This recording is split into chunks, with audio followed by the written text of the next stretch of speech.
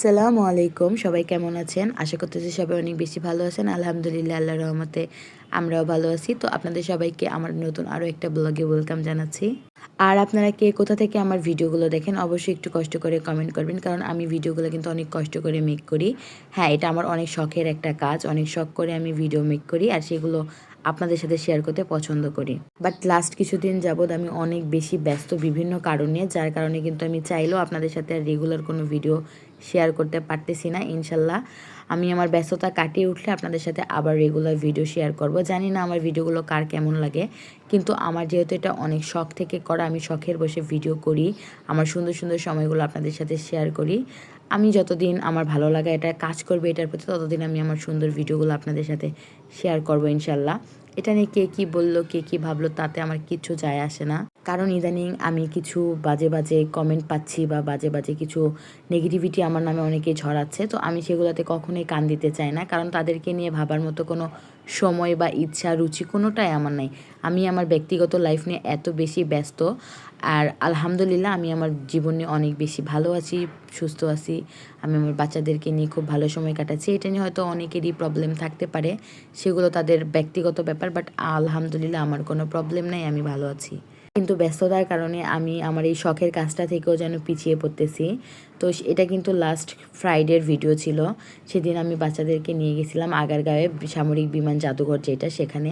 কিন্তু এত বেশি ব্যস্ত ছিলাম যে ভিডিওটা এডিট করে আপনাদের সাথে যে শেয়ার করব, এইটারও মনে করেন যে সময় আমি পাই নাই। এত বেশি ব্যস্ততায় দিন কাটতেছে।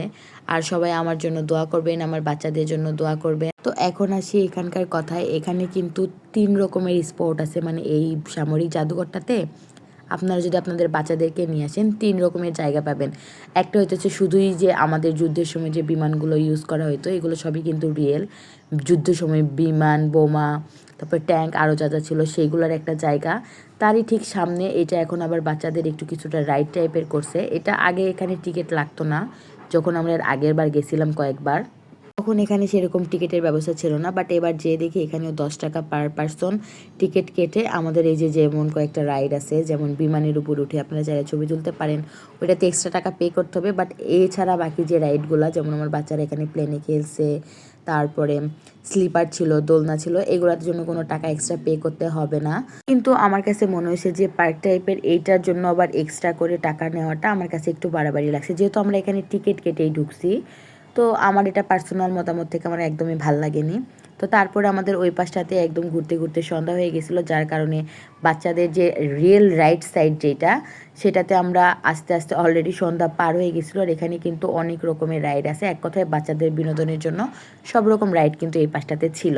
তো এটাতে আমরা আর যাইতে পারি না, আমরা অন্য কোনো দিন যাবো, কারণ সেই সময় অলরেডি সন্ধ্যা হয়ে গেছিলো। এরপরে এই তো আমরা ওইখানে ঘোরাফেরা করে চলে আসলাম আমাদের পঙ্খিরাজের কাছে, কারণ অলরেডি তখন সন্ধ্যা হয়ে গেছে। আর বাচ্চাদের নিয়ে আমি সন্ধ্যার পরে খুব একটা বেশি বাইরে থাকি না, বাসায় আসারই চেষ্টা করি।